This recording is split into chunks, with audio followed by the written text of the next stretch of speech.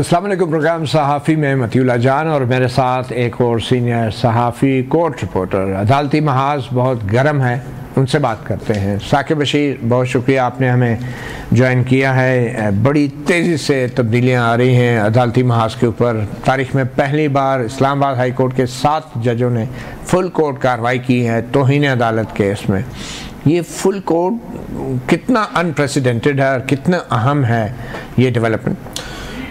इसकी अहमियत आप इस लिहाज से भी जान सकते हैं कि आज तक ये नहीं हुई। मतलब 2 या 3 जजेस होते हैं। इवन जस्टिस जो बाबर सत्तार हैं, उनकी कॉन्फिडेंशियल डाटा लीक हुआ तो उस पर 3 जजेस कर रहे हैं।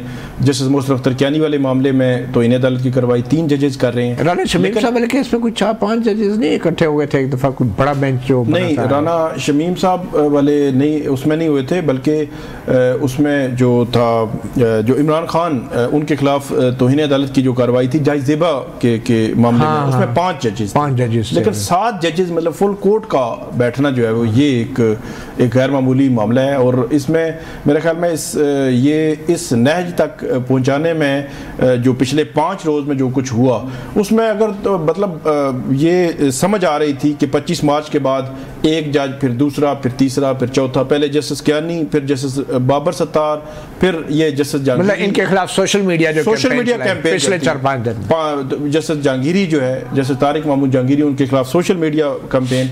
और उसके बाद जस्टिस बाबर सत्तार और जस्टिस अरबाब का भी हमने सुना कि उनके खिलाफ भी कोई कंप्लेंट जो है वो उन्होंने घर जो है वो प्रेशराइज करके इस तरह का इल्ज़ाम जो है वो लगाया गया। तो ये एक ऐसी मुनज़्ज़म एक कैंपेन लग रही थी। तो मेरा ख्याल है आज जब आपने देखा कि जब आज अदालतें वैसे 9 बजे शुरू हो जाती है लेकिन 45 मिनट लेट आए जजेस, तो बताया गया कि वहाँ कोई मीटिंग चल रही थी और शायद उस मीटिंग में या टी ब्रेक में मीटिंग में ये फैसला हुआ। और ये बहुत बड़ा फैसला है और ऐसे लग रहा है क्योंकि आपने उनकी टोन देखी, जजेस की जो टोन थी वो ये थी कि हम स्पेयर नहीं करेंगे किसी को। और हुकूमत वक्त को खास तौर पर उन्होंने कहा कि वो कहाँ पे है। मतलब अच्छा, मुख्तसर मैं फैसले का बता देता हूँ कि इन 7 जजेस ने चीफ जस्टिस आमिर फारूक की सरबराही में जो बैठे थे, इन्होंने PTA, FIA और पेम्ब्रा को नोटिस जारी किए हैं। उसके अलावा 3 जर्नलिस्ट मीडिया के लोगों को, अमार सोलंकी, हसन अयूब और गरीदा फारूकी जो एंकर पर्सन है, उनको भी नोटिस जारी किए हैं तौहीन अदालत के, जो अभी तक मालूमात सामने आई हैं। तो इसके बाद ये गर्मियों की छुट्टियों के बाद तक ये समाअत मुलतवी कर दी गई है। तो कितना सीरियस है ये मामला? और ये जस्टिस तारिक महमूद जहांगीरी ने भी आज इलेक्शन ट्राइब्यूनल का केस जो है समाअत के लिए लगाया था। जी बिल्कुल। एक तो जो गर्मी की छुट्टियों के बाद ले जाने का मामला है, 7 जज क्योंकि छुट्टियों में इकट्ठे नहीं होंगे।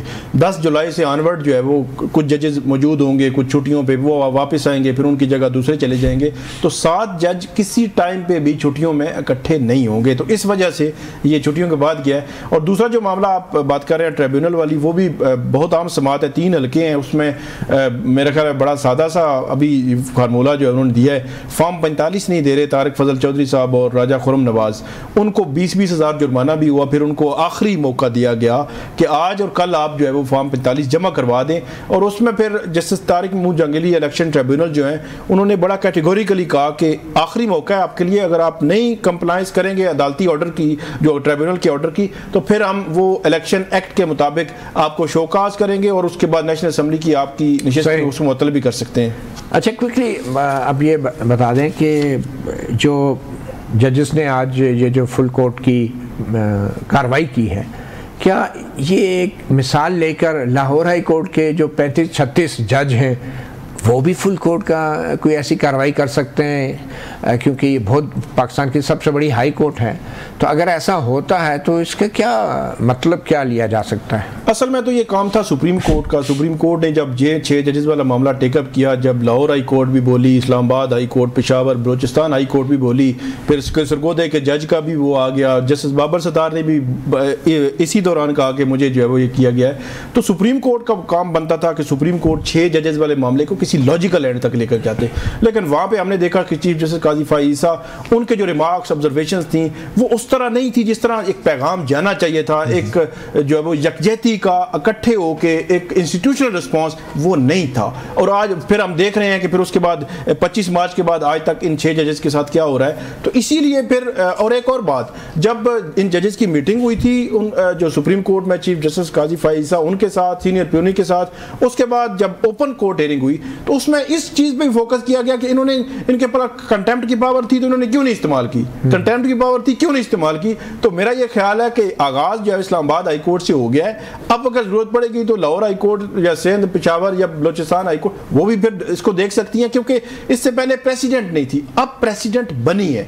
इसका मतलब है ये चल भी सकती है, आगे भी चलेगी। और अब जो है वो हाई कोर्ट जो है वो जिस तरह सुप्रीम कोर्ट ने फिर रास्ता बताया है, और फिर जब सुप्रीम कोर्ट से कुछ हो नहीं रहा तो फिर इन्होंने देखा कि हमने खुद ही करना है, तो फिर हम इनिशिएट करते हैं, शुरू करते हैं हम। क्योंकि high court, Islamabad high court तो अपनी जो फुल कोर्ट की उनकी मीटिंग हुई थी 25 मार्च के बाद, उसमें ये तय कर चुके हैं कि कोई भी इशू इस किस्म का होगा इंस्टीट्यूशनल रिस्पॉन्स होगा। तो आज आपने देखा कि चीफ जस्टिस आमिर फारूक उन्होंने ये वर्ड इस्तेमाल किया कि ये हमारी तरफ से इंस्टीट्यूशनल रिस्पॉन्स है, हम स्पेयर नहीं करेंगे। तो इसका मतलब ये हुआ कि वो जो चीफ जस्टिस आमिर फारूक और बाकी जजेस के दरमियान को खलीज थी उसमें भी कमी आई है। ये भी एक इंपॉर्टेंट पहलू है कि जो वो इकट्ठे बैठे हुए थे और इकट्ठे जो है उन्होंने बात की है। अच्छा, हमारे कुछ साथी हसन अयूब और गरीदा फारूकी को भी नोटिस जारी हुआ है, जो जर्नलिस्ट हैं। कितना ट्रिकी है मीडिया के लिए इस चीज़ को हैंडल करना। आमतौर पे तो मीडिया के ऊपर जब नोटिस जारी होता है तो हम उसे आज़ादी सहाफ़त पे हमला भी करार दे देते हैं, मगर इस मामले में हमारे कुछ साथी सहाफ़ियों के रोल को आप कैसे देखते हैं?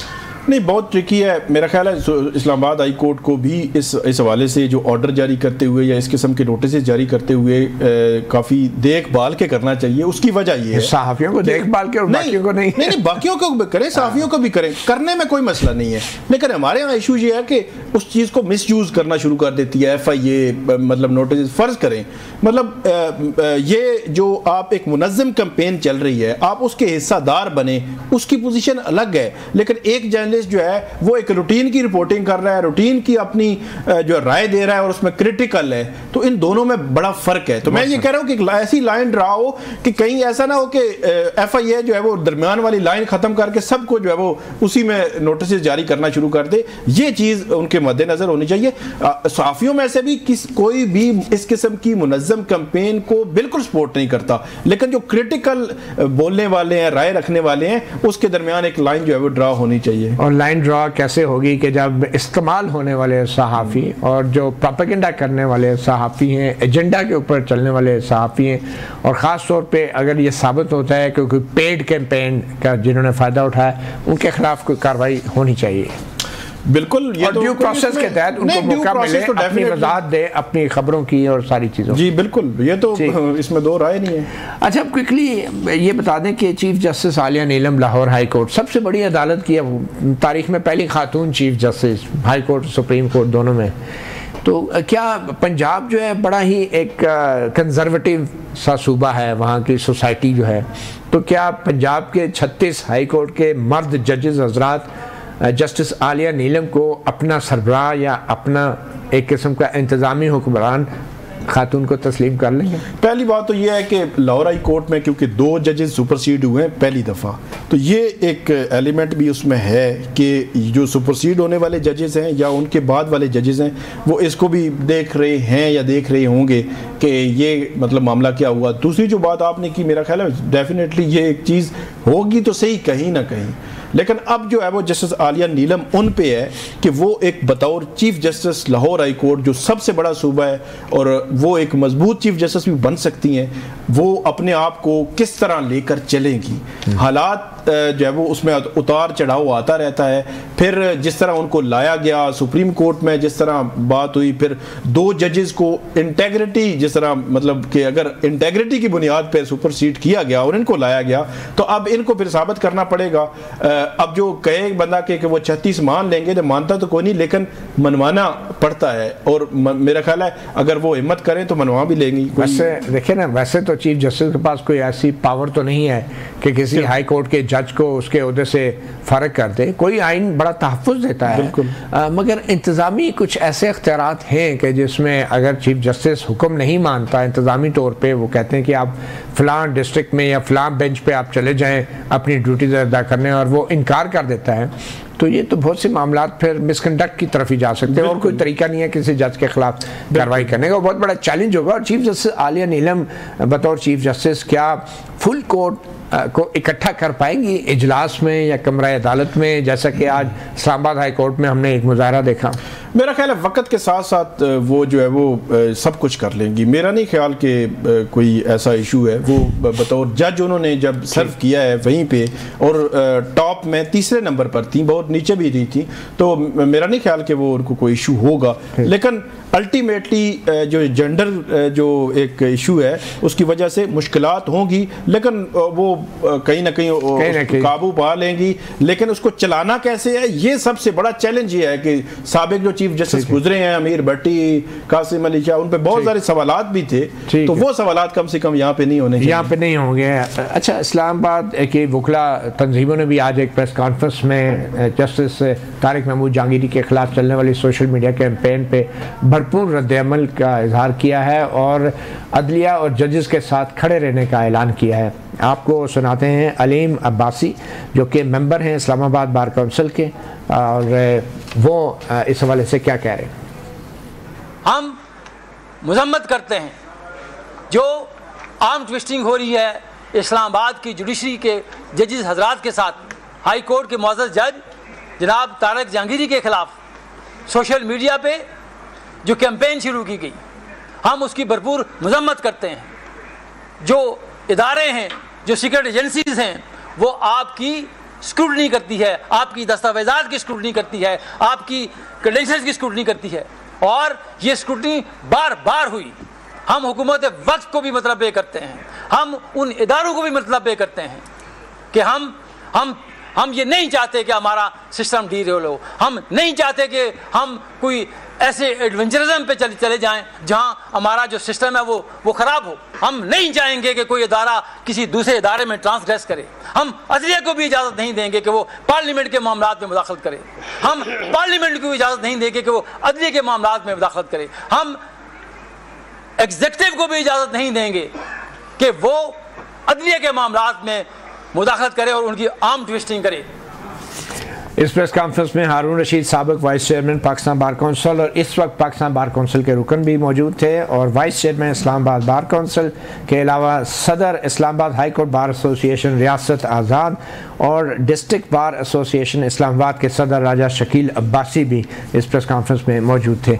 साकिब रशीद साहब, एक और बड़ी खबर हमें सुनने को मिल रही है। केन्या में हमारे साथी शहीद सहाफ़ी अरशद शरीफ के जो अहलिया हैं जवेरिया सद्दीक, उन्होंने एक मुकदमा किया था, और आज केन्या की हाई कोर्ट की तरफ से कहा गया है कि अरशद शरीफ को गैर आइनी और गैर कानूनी तौर पर कत्ल किया, और ये इंसानी हकूक़ की शदीद खिलाफ वर्जी है, और पुलिस एहलकारों के खिलाफ फौजदारी मुकदमा दर्ज करने का कहा गया है। मज़ीद इंक्वायरी का हुक्म भी दिया गया है। इस फैसले को केन्या से तो बज़ाहिर हमें एक मुस्बत फैसला आ गया है। हमारी अदालत सुप्रीम कोर्ट क्या कर रही है? सुप्रीम कोर्ट तो मेरा ख्याल है ऐसे लगता है कि उन्होंने कोई फ़ाइल दाखिल दफ्तर कर दी है। जून 2023 में आखिरी समाअत की थी जो साबिक चीफ जस्टिस उमर अता बंदयाल साहब थे, और अब जो है वो आप देख लें जुलाई हो गया, 1 साल 1 माह 13 माह हो गए हैं, और इतना अहम केस उसको फिक्स ही नहीं किया गया, मतलब सुना ही नहीं गया। कि ये मतलब हैरान कुन है कि एक जो हमारे जर्नलिस्ट थे उनका इतना जो है वो जालमाना बहमाना तरीके से कत्ल हुआ एक दूसरे मुल्क में, और वहाँ की जो अदालतें हैं वो बोल रही हैं, उन्होंने कंपनसेशन का भी कहा है वो, और भी बड़ा अहम जो है वो आज जजमेंट दिए उन्होंने, और हमारी अपनी अदालतें खामोश हैं। अब इसके पीछे क्या है, मसलियत है क्या है, मतलब क्यों नहीं सुन रहे? मतलब एक बंदा जो है वो उसका मर्डर हुआ है, सुप्रीम कोर्ट ने सो मोटो लिया हुआ है, और आज 13 माह हो गए और केस फिक्स ही नहीं हुआ। मतलब प्रायोरिटीज़ की मुझे समझ नहीं आ रही कि एक जर्नलिस्ट जो है उसको इतना, उसकी कोई कीमत नहीं है, कोई उसका सुनने वाला नहीं है। तो इतनी हैरान कौन बात है। और जो लोअर जुडिशरी है वहाँ तो फाइल वैसे ही दाखिल दफ्तर है, वो मतलब इसमें पाकिस्तान में जो तहकीकात वाला मामला है वो कहीं पे भी नहीं है, अभी रुकी हुई हैं सारी चीज़ें, और सुप्रीम कोर्ट भी खामोश है। बहुत शुक्रिया साकिब। प्रोग्राम के अगले सेगमेंट में हम सियासी महाज के ऊपर बात करेंगे। राना अफजल जो कोऑर्डिनेटर हैं वज़ीर आज़म के, और शौकत बसरा जो कि रहनुमा हैं तहरीक इंसाफ के। हम उनसे ये जानने की कोशिश करेंगे कि सियासतदान इस वक्त अदलिया और दीगर इदारों के बीच जो कशीदगी है उसको कैसे देखते हैं। Welcome back. प्रोग्राम के सेगमेंट में हमारे साथ मौजूद है राना एहसान अफजल जो कि कोऑर्डिनेटर हैं वज़ीर आज़म शहबाज शरीफ के, और टेलीफोन लाइन पर हमें ज्वाइन किया है Shaukat Mahmood Basra, information secretary Punjab PTI। बहुत शुक्रिया आप दोनों मेहमानों का। सबसे पहले तो राना अफजल साहब ये बताएं कि आज बड़ा एक फ़ैसला आया है जुल्फ़िकार अली भुट्टो की फांसी के हवाले से, जिसको अदालती कत्ल भी कहा जाता रहा। बदकिस्मती से नून लीग की भी एक तारीख है और इसी तरह PTI की भी एक तारीख है, पीपल्स पार्टी की तो एक तारीख है ही, जिनके रहनुमा थे, लीडर थे जुल्फ़िकार अली भुट्टो। तो आज सुप्रीम कोर्ट 45 साल बाद जब ये कहती है कि उनको फेयर ट्रायल नहीं मिला और एक मासूम शख्स को फांसी पे चढ़ा दिया गया, तो इतने बड़े सुप्रीम कोर्ट का गो के मुख्तसर फ़ैसला पहले आ चुका था। तो आजकल के जो सियासी हालात हैं, आपको नहीं लगता कि इस जुल्फ़िकार अली भुट्टो वाला जो वाक़या है उससे हमारी सियासी जमातों और हमारी सियासी क़यादत को भी सीखने के लिए बहुत कुछ है? बिस्मिल्लाहिर्रहमानिर्रहीम। बिल्कुल आपने दुरुस्त कहा। देखें, सुप्रीम कोर्ट जो है वो एक इतनी बड़ा वो अदारा है कि वो मुल्क की डायरेक्शन को तब्दील कर सकता है। अगर उनको फ्री ट्रायल मिलता, फ्री और फेयर ट्रायल मिलता जुल्फ़िकार अली भुट्टो को, और वो फांसी ना चढ़ते, तो शायद आज ये मुल्क के जो हालात हैं वो कुछ और होते। इसी तरह आप देखें कि जब जिस सुप्रीम कोर्ट ने मोहर लगाई मुशर्रफ के इक़दामात के ऊपर, उससे कितनी बड़ी जो है वो रद्दोबदल हुई मुल्क की तारीख के अंदर और क्या डायरेक्शन हो गई। इसी तरह सुप्रीम कोर्ट ने एक चीफ जस्टिस ने जो है वो खान साहब को सादिक और अमीन डिक्लेयर कर दिया बग़ैर ये जांच पड़ताल किए हुए कि उनके अपार्टमेंट का कोई जो है मनी ट्रेल था या नहीं था। तो ये फ़ैसले जो सुप्रीम कोर्ट करती है, जिस लेवल के फ़ैसले करती है, वो बिल्कुल मुल्क की तारीख जो है या मुल्क की जो डायरेक्शन है उसको तब्दील कर देती है। और अगर वो फ्री फेयर ट्रायल ना हो, अगर वो किसी दबाव में जब फैसला करती है या वो कोई फेवरेटिज्म करती है, तो बिल्कुल उसके असरात होते हैं। पनामा एक इंटरनेशनल खबर थी और बहुत सारे मुल्कों ने उसको जो है वो लिफ्ट ही नहीं कराई, लेकिन आपकी अदालत ने उसके ऊपर व्हाट्सएप पे JITs बनाई, किस तरीके से वो केसेस को चलाया, और मियाँ नवाज शरीफ जिनका नाम भी नहीं था उनको फारिग कर दिया। तो बिल्कुल इससे सीखने को है कि ये जो अदालतें हैं, टॉप कोर्ट्स हैं, इनको किसी प्रेशर से बालातर होके, किसी तरफ झुकाव से बालातर होके अपने फैसले करने चाहिए। राना अफजल साहब, आप सारा मलबा तो जजों पे, अदालतों पे डाल रहे हैं, मगर क्या हकीकत नहीं है? भुट्टो को जब फांसी दी गई उसके बाद जिन सियासतदानों ने जनरल ज़ियाउल हक की सियासी गोद में परवरिश पाई, उसमें नवाज शरीफ भी शामिल थे, और क्या माजी की इन फैसलों के हवाले से नवाज शरीफ साहब और आपकी पार्टी आज इस हवाले से आपको महसूस होता है, कोई एहसास है गलती का? देखिए, बिल्कुल ये दुरुस्त है कि बहुत सारी जमातें जो हैं वो डिक्टेटरशिप के अंदर उनको सपोर्ट मिली और वो फूली पली, लेकिन मैं समझता हूँ कि मियाँ नवाज शरीफ ने ये पहले अपने टेन्योर में ही रियलाइज़ कर लिया था कि हमें एक आज़ाद दाना जो है वो जमहूरी सिस्टम की तरफ बढ़ना है। ये आप 90 से 93 वाले दौर की बात कर? जी, 90 से 93 वाली। अगर उसके बाद भी मियाँ साहब आए थे? नहीं, उसके बाद भी आए तो वो खड़े हुए, वो उन्होंने देखे हमने, अच्छा लेकिन चले 90 की दिहाई आप इसी चक्कर में 2013 में भी आए थे, देखिए नेमो कमीशन में वेस्ट कोट पहन के चले गए थे। बिल्कुल, देखें बात ये है कि 90 की दिहाई आपस में लड़ाई में गुजरी सियासतदानों, सियासी जमातों की, और उसको इस्तेमाल हुए वो एक दूसरे के खिलाफ। इसमें कोई शक को शुबा नहीं है, ये तारीख है पाकिस्तान की, अब तो बच्चा बच्चा इससे वाकिफ है। लेकिन फिर मिसाक मईशत को एहसास है पार्टी के अंदर या क़यादत में? देखिए बिल्कुल है। अच्छा, बहरहाल इसका इजहार भी अगर हो जाए और भी बेहतर है। शौकत बसरा साहब, आप तो पाकिस्तान पीपल्स पार्टी के जियाले भी रहे हैं, अब आप तहरीक इंसाफ के बड़े अहम रहनुमा हैं। आज सुप्रीम कोर्ट ने आज जो भुट्टो के मुकदमे का फ़ैसला सुनाया है, उसके चंद जुमले में आपको अगर बता दूं तर्जुमा करके, चीफ जस्टिस काजी फैज़ ईसा अपने 48 सफ़ात पर मुश्तमिल तफसीली फ़ैसले में लिखते हैं कि ट्रायल और एपेलेट कोर्ट्स जिन्होंने भुट्टो का मुकदमा सुना, आइन के तहत वो हकीकी अदालतें नहीं थी। मुल्क मार्शल के कब्ज़े में था और अदालतें भी मार्शल के कब्ज़े में थी। जब अदालतें फ़ौजी आमरों से हल्फ़ वफ़ादारी लेती हैं तो फिर वो अदालतें अवाम के लिए फ़ैसले नहीं करती। तो बसर साहब, आपको क्या लगता है कि एक तो फ़ौजी आमर जो हैं वो एलानिया तौर पे मार्शल लगाते हैं ना, तो आजकल के हालात में आपको लगता है कि गैर एलानिया मार्शल है जिसका हल्फ़ वफ़ादारी जो है हमारी अदलिया ने उठाया हुआ है, आप कैसे देखते हैं?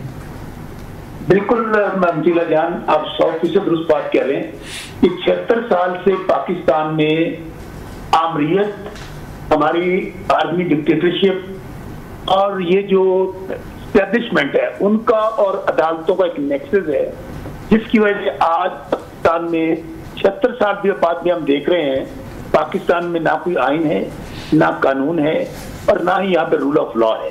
उसकी सबसे बड़ी वजह यही है कि हमारी अदालतें जो हैं उन्होंने हमेशा सरनिगों किया है और उन्होंने एक फैसिलिटेशन का रोल प्ले किया है।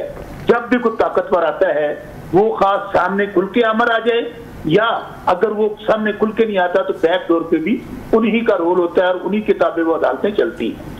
अभी आपने शहीद जुल्फ़िकार अली भुट्टो की बात कही, अल्लाह ताला उनको जन्नत में जगह दे, लेकिन आज भी डिक्टेटर आमिर ज़ियाउल हक जिन्होंने उस वक्त की अदालतों से मिलकर शहीद जुल्फ़िकार अली भुट्टो को तख्तादार पे लटकाया, आज उसी आमिर ज़ियाउल हक के जानशीन जो हैं मियां नवाज शरीफ, जो बड़े फख्र से कहते थे उनके दार पे खड़े होकर के हम ज़ियाउल हक के मिशन को आगे बढ़ाएंगे, और फख्र से ये कहते थे कि ज़ियाउल हक इनको अपनी रूहानी औलाद कहता था।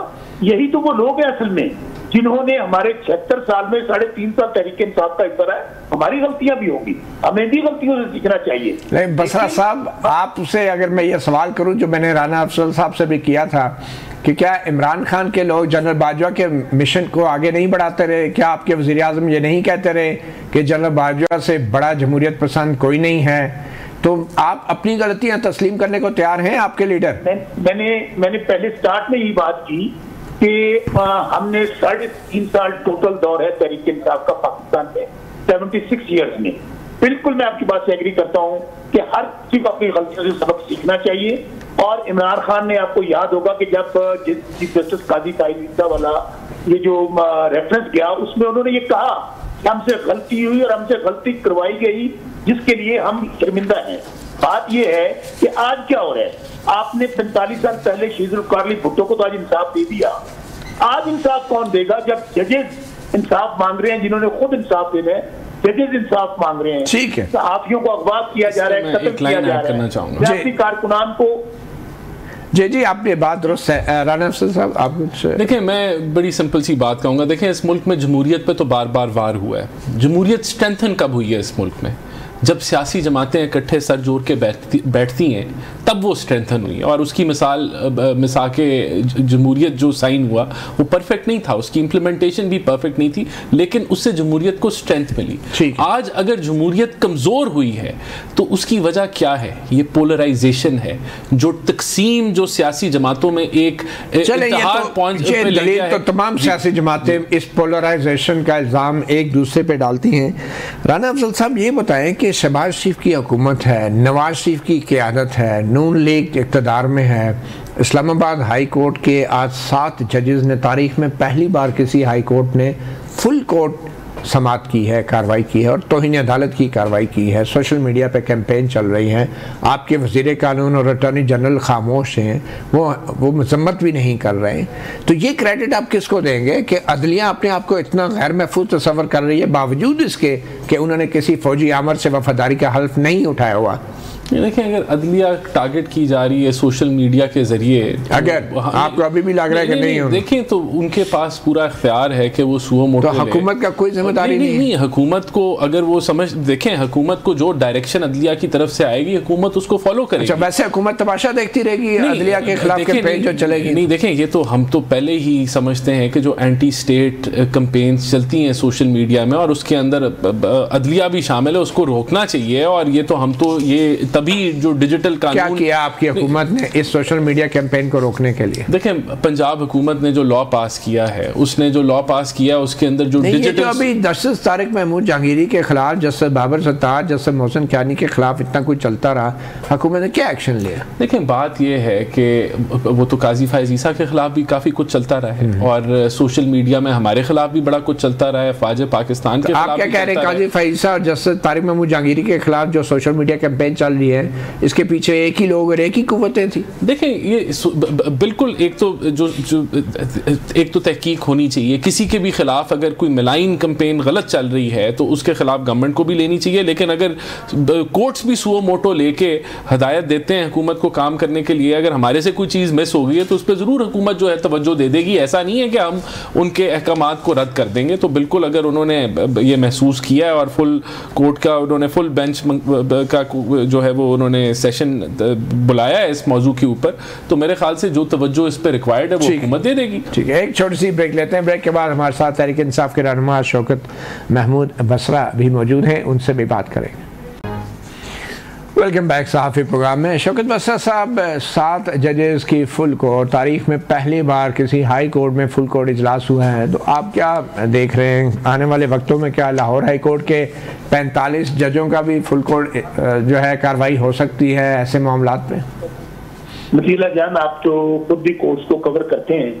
आज जो कुछ हो रहा है उसमें सारी ये हुकूमत मुलव्वस है। जिन्होंने आज जुल्फ़िकार अली भुट्टो को तख्तादार पर लटकवाया था, तो वही तो आज की हुकूमत में है, आज ही उनके जानशीन है कि मियां नवाज शरीफ और सारा टोला जो है ये सारा कुछ यही करवा रहे हैं। आप मुझे बताइए कि लाहौर में क्या हुआ है कि चीफ जस्टिस साहब जो लाहौर हाई कोर्ट थे, उन्होंने जब ये सारी सूरत बताई, जो कुछ एंटी टेररिस्ट कोर्ट के जज साहब ने कहा कि मलिक शहजाद अहमद साहब थे चीफ जस्टिस, जी शहजाद अहमद साहब, कि जब उन्होंने कहा कि गन पॉइंट पे हमसे फैसले लिखवाए जा रहे हैं, जब लाहौर के आज सुप्रीम इस्लामाबाद के जजेस जो है, आज आपने खुद कवर किया उनको, वो क्या कह रहे हैं? उनको जिस तरह मिलान किया जा रहा है, जिस तरह ये हुकूमत मुलव्वस है, सारा कुछ क्या एजेंसियों के अंडर नहीं है? आज अगर उनके साथ अगर उनको वो कह रहे हैं कि हमारे रिश्तेदारों को अगवा किया जा रहा है, उनके घरों में कैमरे लगाए जा रहे हैं, उनकी फिल्में बनाई जा रही हैं, उनसे जबरदस्ती उनको कहा जा रहा है कि हमारे मनपसंद फैसले दे, तो कौन मुलव्वस है? आज अगर इमरान खान के खिलाफ 200 मुकदमा दर्ज हो गया है और राना सनाउल्लाह ये कहते हैं कि हम उनको बाहर नहीं आने देंगे, हम उनके खिलाफ और मुकदमे दर्ज करेंगे, तो मुझे बताइए कौन कर रहा है ये सारा कुछ? ये आज भी इन्होंने तारीख से सबक नहीं सीखा। उसकी वजह ये है किसी ने नहीं सीखा, बसरा साहब आपने भी नहीं सीखा, इन्होंने भी नहीं सीखा, और हकीकत तो ये है। मतीउल्लाह जान, मेरी एक बात सुन लीजिएगा, इंसान वही होता है जो तारीख से सीखता है। बदकिस्मती से मसलन आपने क्या सीखा है शौकत बसरा साहब, ये बता दें मिसाल के तौर पे आपके लीडर इमरान खान ने 2 कौन से सबक सीखे हैं जिनका आपको भी पता है, वो बता दें जरा। इमरान, हम ये समझते हैं कि पाकिस्तान को आगे लेके जाने का वाहिद रास्ता 1973 का कॉन्स्टिट्यूशन है, जो जिस डिपार्टमेंट का ये कोई नया सबक है? नहीं, कोई नया सबक नहीं है। कुछ अगर हमसे कुछ कोई एक चीज बता दें जो इमरान खान ने अपनी माजी की गलतियों से सीखी हो, मिसाल के तौर पे। देखिए, मैं आर्गुमेंट्स क्या कहा जाता था कि जी इमरान खान को एस्टेब्लिशमेंट लेकर आई है, 2018 में इमरान खान को जी फलाह जनरल साहब लेकर आए थे। आज हम क्या कह रहे हैं?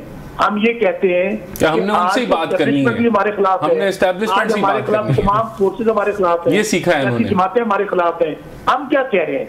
हम कह रहे हैं कि रूल ऑफ लॉ चाहिए, आ जाएं, जहां पर बैठकर जो एस्टेब्लिशमेंट है वो अपना काम करे, पार्लियामेंट अपना काम करे, अदलिया अपना काम करे, और अब अगर यहाँ जमहूरियत है तो वैसे तो जमहूरियत नहीं है, ठीक है, वक्त तो जमहूरियत का कत्ल हुआ हुआ है। ठीक है, ठीक है। अच्छा, राना तो ये लोग जिनको आप साथ बिठा के प्रोग्राम कर रहे हैं मतीउल्लाह जान, ये आज भी वही तमाम लोग हैं, यही जिम्मेदारान हैं जिन्होंने हमेशा बैकडोर से डीले की, और ये जब उनको पता चलता है कि हमें निकाल दिया जाता है, उस वक्त ये इनकलाबी बन जाते हैं। चलें, उसके बाद फिर वही वजह से चलें, जब फ्रंट डोर बंद हो तो बैक डोर से भी लोग डिले करते ही रहते हैं। राना अफजल साहब, फॉर्म 45 के हवाले से जस्टिस तारिक महमूद जहांगीरी बार बार अहकाम दे रहे हैं कि नून लीग के इस्लामाबाद से कामयाब उम्मीदवार जो हैं वो पेश करें, उसकी बजाय जस्टिस तारिक महमूद जहांगीरी के खिलाफ ये सोशल मीडिया कैंपेन चल पड़ी है, तो नून लीग के आपकी पार्टी जो है वो क्यों नहीं फॉर्म 45 के हवाले से खुल के सामने आती है?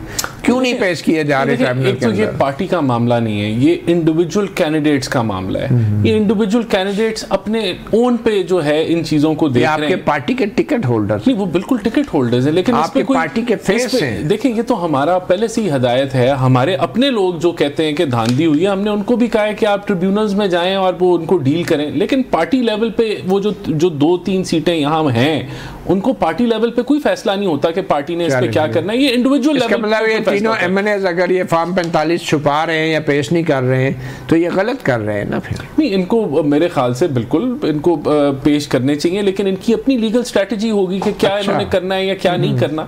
तो बहरहाल इसमें पार्टी पॉलिसी कोई नहीं है कि आपने क्या करना है नहीं करना, ये इंडिविजुअल उनका। अभी तो नवाज शरीफ साहब, मरियम नवाज और शहबाज शरीफ साहब के हल्के जो हैं लाहौर में, वो भी स्क्रूटनी हो रही है उनकी भी। देखें, अगर वो होगी तो बिल्कुल, जो हम तो पहले दिन से कह रहे हैं कि जिस तरीके से इलेक्शन ट्रिब्यूनल्स और अदालतें फैसला करेंगी और जो करेंगी तो हम उनके साथ चलेंगे। इसमें तो कोई, ये तो पहले दिन से हमारा मौका। अच्छा, ये जो रिटायर्ड जजों को बतौर ट्राइब्यूनल लगाने का जो कानून पार्लियामेंट ने पास किया है, अभी सदर ने दस्तखत तो नहीं किए, इसके पीछे क्या साइंस है?